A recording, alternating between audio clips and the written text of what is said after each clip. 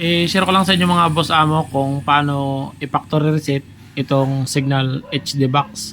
Kaya naman natin ito i-reset dahil kulang ang kanyang channel. Halimbawa, nagpa-load ka ng 100, dapat 30 channel tapos ang napapanooran mo lang 28 plus.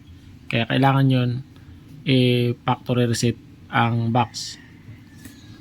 Pero bago naman natin yun makompleto ang channel, 30 channel, dapat maayos rin ang kanyang signal quality, dapat mataas kasi kapag mahina ang signal, isa rin yun sa dahilan kung bakit kulang ang channel. Tingnan muna natin kung ilang percent ang signal quality.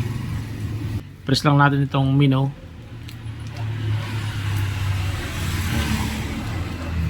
at ilagay natin dito sa user setup. Ito na. Yun.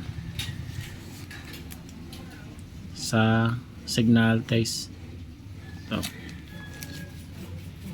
Yan. At i-press ang okay. Password 4 na 0.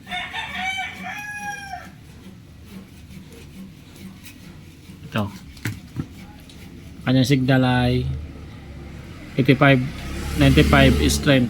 Ibig sabihin good ang kanyang signal. Kapag mababa lang, kailangan pa yan i-align o ayusin ang dish antenna para makakompleto ang channel. Kahit may load, okay lang yan factory reset. Hindi naman mawawala ang load.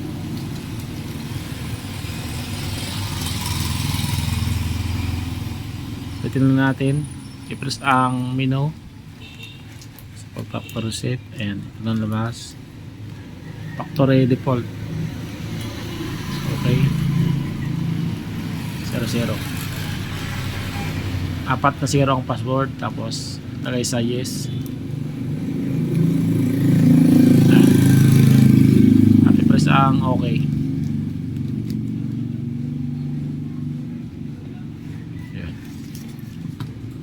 At maglo-loading lang yan. 100% okay na yan. English, press na ang okay. Yan. I-press ulit. Ito na, maglo-loading na siya. Yan lang natin mag 100%. Kapag mahina, ano naman, hindi naman makasagap ng signal, check mo ang power adapter. Baka mali ang adapter.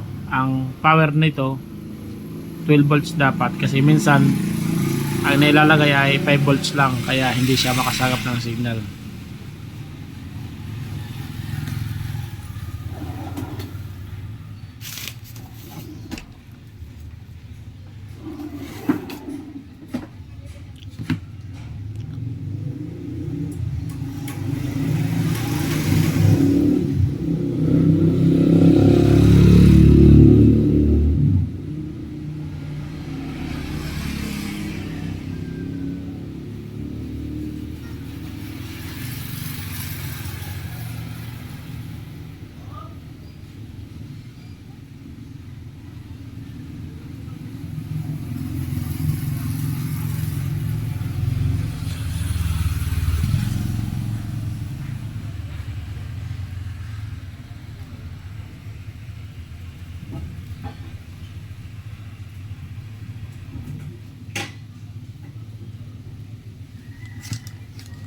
Ayan, 100% na. Bale, ano siya, 138 TV channel at 18 radio channels. Basta natin ang okay. Ayan.